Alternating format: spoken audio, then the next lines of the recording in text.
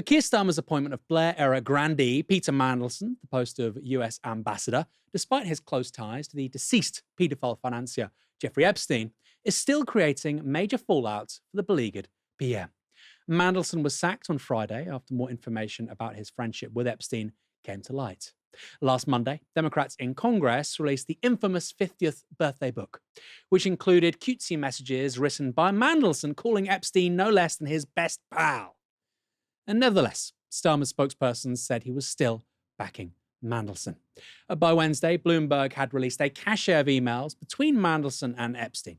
They included Mandelson's apparent outrage at Epstein's 2008 conviction for soliciting sex from a child. This is what Mandelson said to Epstein the day before the notorious billionaire paedophile's 13-month jail term began. "I think the world of you, and I feel hopeless and furious about what has happened. I can still barely understand it. It just could not happen in Britain. You have to be incredibly resilient, fight for early release, and be philosophical about it as much as you can. The whole thing has been years of torture, and now you have to show the world how big a person you are and how strong. Your friends stay with you and love you." This is a man, Jeffrey Epstein, who, by the way, was molesting children as young as 14. Your friends love you. On the same day, Keir Starmer went to PMQs and said this. "The ambassador has repeatedly expressed his deep regret for his association with him. He's right to do so. I have confidence in him, and he's playing an important role in the UK-US relationship." 2 days later, though, Mandelson got the boot. Yesterday, Keir Starmer admitted to knowing that emails existed between Mandelson and Epstein and that a Foreign Office inquiry into them was taking place. But Starmer says he did not know and did not ask about their content. Now, if you're finding the timeline a little hard to follow, don't worry. In an emergency House of Commons debate today, Tory leader Kemi Badenoch had plenty of questions too. But we now know that the Prime Minister was aware of the compromising emails last Wednesday at Prime Minister's questions, and yet he came to the House and said that he had confidence in his ambassador, and many of them cheered. Now they're all looking at their phones. Most of them don't have the courage to look me in the eye. They were cheering last week. Now they're full of shame. Why on earth did he do that? At any point, did he ask his staff, oh, sorry, are they proud? Are they proud? No. I'll continue. At any point, did he ask his staff what more information might surface? Because that morning, Lord Mandelson was saying more information would surface. Did he receive a briefing about this ahead of Prime Minister's questions? It is inconceivable that he did not. Inconceivable. Ministers are now claiming that new information subsequently came to light, new information that they didn't have. The story is all mixed and messed up, and they know it. What information appeared that was not in the original vetting? We'd like to hear that when the Minister gives his statement. And there are still more questions to answer. When did the Prime Minister's Chief of Staff speak with Peter Mandelson last week, and what did he discuss with him? Do they have the courage to tell us that? We are told that Morgan McSweeney spent hours on the phone to the ambassador, hours on the phone, at the same time that Lord Mandelson was dodging calls from the Foreign Office. What were they talking about? What were they talking about? It's a good question. Potential leadership challenger to Keir Starmer, Emily Thornberry, twisted the knife about the scrutiny, or lack thereof, of Mandelson's appointment. Here's what she had to say. My committee first asked for the opportunity to question Lord Mandelson at the end of last year, when rumours first surfaced of his appointment as ambassador to the United States. And we continued to ask after his appointment was confirmed. Indeed, the Minister may remember our exchange on the 14th of January in this chamber, when I asked him to allow Lord Mandelson the time to come before my committee before he leaves for the United States, to allow my colleagues to hear directly why the Prime Minister has appointed him. These requests were made more often and privately after that, and in the 8 months since, and they have been turned down. I understand that we've had a little bit of Chinese whispers going on, because I understand that it's claimed that the Foreign Office has been telling journalists that we had the opportunity to meet and question Lord Mandelson when we were in Washington. Now, obviously, there's been a break in that chain, because the reality is, of course, that we had a 15-minute interaction over breakfast while receiving a formal briefing from the diplomatic staff about other meetings that we were having that day. obviously quite materially different to the type of formal evidence session required to conduct meaningful scrutiny. Emily Thornberry continued with this. The Foreign Secretary's letter states that Cabinet Office due diligence was followed by the usual developed vetting, or DV process, carried out by National Security Vetting on behalf of the FCDO after the announcement of Lord Mandelson's appointment. This was, the Foreign Secretary says, conducted to the usual standard set of developed vetting. Now, career civil servants are regularly subject to such tests, and many have stories of their appointments being delayed or even prohibited because they've studied abroad, because they've married an Iranian, or because they were simply born in Belfast. So the question is this: does having significant information in the public domain about your relationship with an internationally prolific child sex offender not raise more red flags than simply being born in Belfast? Is a civil servant a greater risk to this country because they are married to somebody who was born in the Middle East, or because they were close friends with Jeffrey Epstein? Did the Foreign Office vetting process miss a glaring national security and reputational risk, or was it told to overlook it? It's notable that Starmer himself skipped the emergency debate. It's almost as if he's a coward. He can't face the music. Instead, sending out Foreign Office Minister for North America, Stephen Doughty, to feel the ire of MPs on his behalf. And perhaps the most powerful and angry speech in the Commons today was delivered by SNP MP Stephen Flynn. Take a listen. But the greatest scandal of all,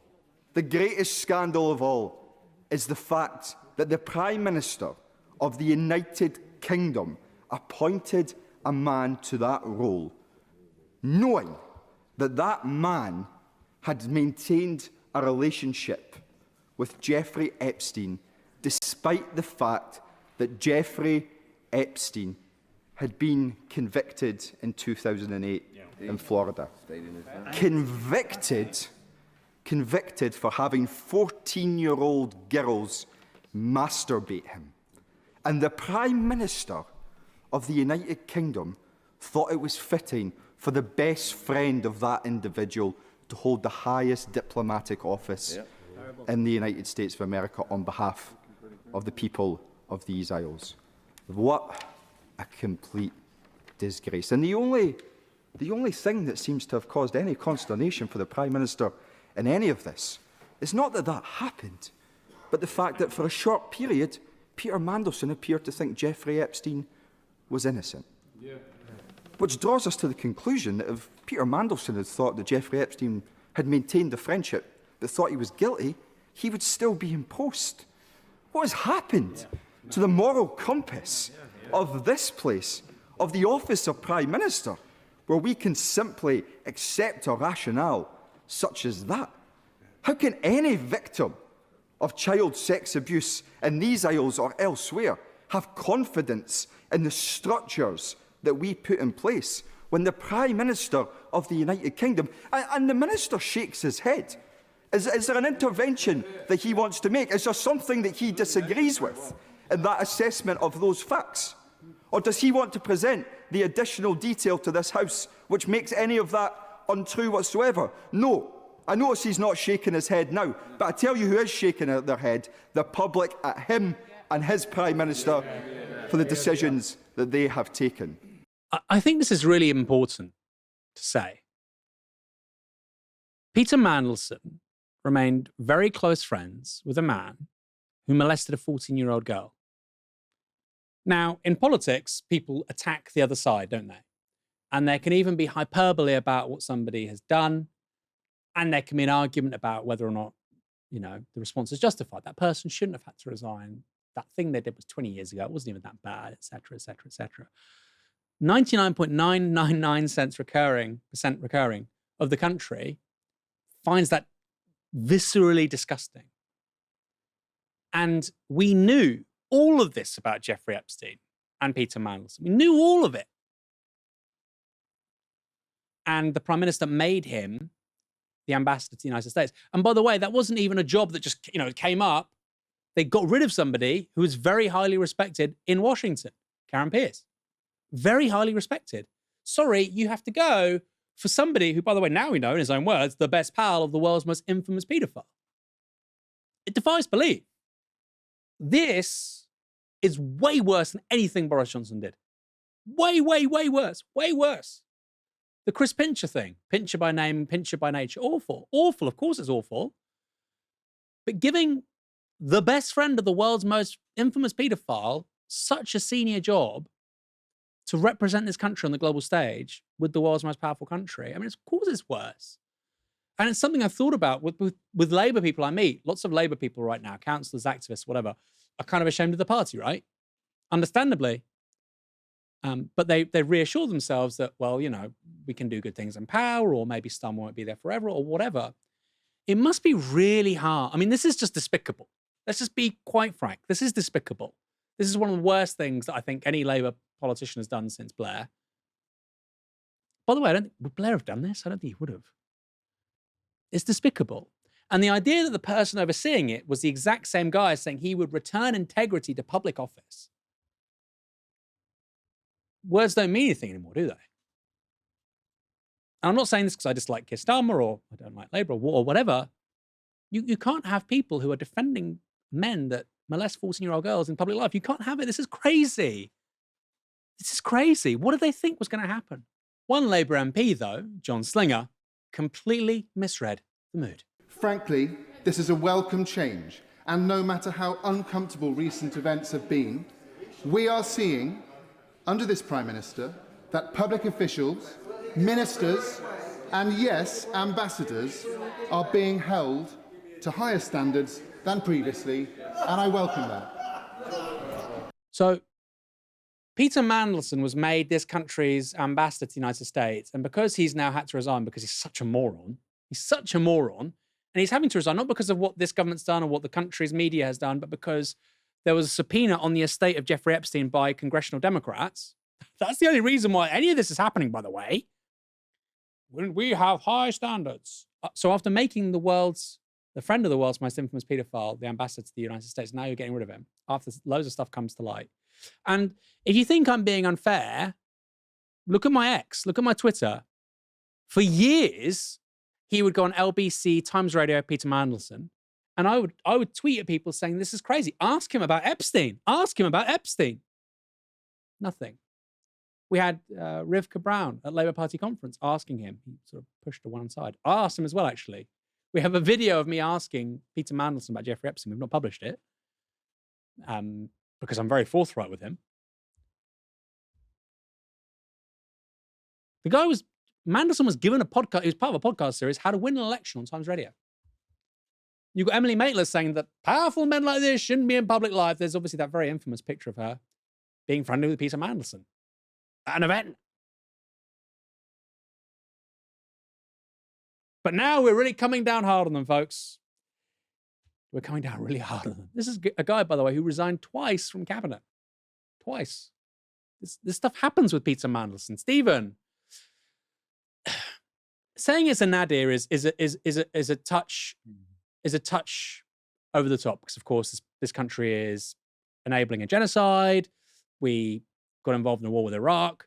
But in terms of a personal human story, it is one of those which kind of just defies belief. Like what was Morgan McSweeney, what was Keir Starmer thinking when they made this choice? I mean, Peter Kyle, business secretary, was on Sky over the weekend, and he said, look, a trade was made in terms of risk. We knew there would be some risk, but we thought this guy is so clever and so gifted at political brinkmanship that we'll take the risks and we'll give him the job. Now, of course, he was denying the extent of the risk that they knew. He was denying that they knew anything about these other emails that were released by Bloomberg. I mean, I just find that hard to believe. I think the thing that Thornberry said about, you're really telling me that the vetting for an ambassador is less than the vetting for a senior civil servant who will be denied a job on the basis of who they're married to or where they're born, or that. Yeah, I just don't believe that. I don't believe it. And I think that the trouble for Starmer is that nobody believes it, and for sure there is some journalist out there somewhere who's got more, and he or she is just waiting for the right moment to release it. And so, yeah, so I think Peter Kyle there does give us a sense of what they were thinking. They were thinking, we want a certain kind of relationship with the US that matters most to us. The very reliable ambassador that we have at the moment isn't going to be able to do what magical PT can do with Trump. God knows why they thought that. I mean, the only thing that I ever think is that, well, maybe they thought, perhaps not incorrectly, that Peter Mandelson knew things that he could hold over Trump, and the presence of him in Washington would be some kind of conciliatory device in terms of a relationship with Trump. That's the only the only reason that I can think of for why they would have given that man that job, given his reputation. And the thing you say about the way that somehow Mandelson has managed to maintain a position in the kind of political and media elite, despite being busy mates with, as Thornbury said, a prolific perpetrator of child sex crimes, is beyond question. It gives. I know Peter Mandelson himself has not been accused of anything, and we are not accusing him, but it gives kind of strange Jimmy Savile vibes. Not that I'm saying Mandelson is like Jimmy Savile, but just the same way in which there was someone who was able to occupy a kind of media space in the UK, despite committing the crimes. Now we have someone who is able to occupy a similar sort of space, even a higher space, ambassador, despite being friends with someone who was worse than Jimmy Savile by all accounts. Really, really shocking stuff. And a very good indication of that is something that we played on the show last night, and I don't know if you've seen it, Aaron, which is Trevor Phillips, former Labour person, journalist, now Sky, etc., who Mandelson was his best man at his wedding in 1981, but that was a very long time ago. But Trevor Phillips has remained extremely close friends with Mandelson throughout all of this, and he was asked on Sky, on Times Radio, did you ever ask him about his relationship with Epstein? And this journalist, very highly admired, esteemed journalist, just said, no, I never did. I belong to a different circle of friends. And that is bullshit. And that is so much about how the media thinks when it comes to these powerful politicians, about how not to hold them to account. Of course, Trevor Phillips must have thought, what's going on here? Of course, Emily Maitlis must have thought, what's the story? All these people who move in his circle and who are journalists have not asked him those questions precisely because the value of the relationship to them is so much greater than getting the truth out.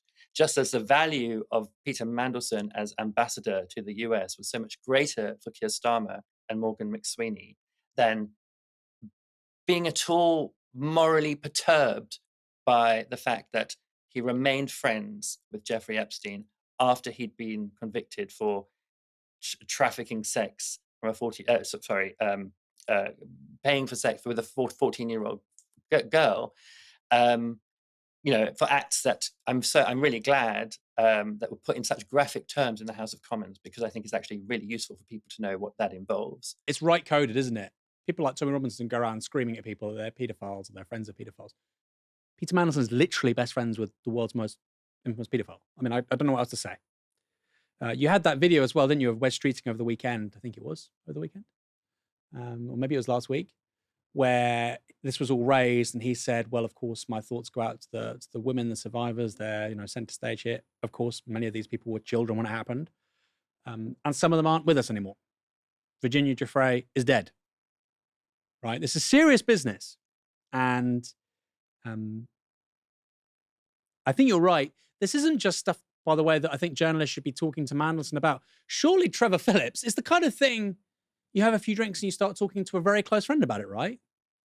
When these stories come up, I mean, Epstein was literally everywhere. Or pillow talk with your wife, or your girlfriend, or your husband. You're friends with that guy, best man at a wedding. Do you think it's true? Those conversations absolutely happen. Of course they do. Of course they do. And with Mandelson, this guy set up a lobbying company, Global Counsel, in 2010. He was lobbying for TikTok in Europe. By the way, I'm not a big fan of the whole China business scare that's peddled by Western politicians, but he was. He was lobbying for the interests of Chinese companies in Europe and the United States. He was best friends with one of the world's most infamous pedophiles. He's involved in 2 scandals where he has to resign from cabinet when New Labour is in government. You read all that, I don't even know how he's a Lord, quite frankly. Lots of people get rejected from the House of Lords for far less than that, let alone being a Lord and the ambassador to the United States. Really strange. Lord Yum Yum, as he'll now be called.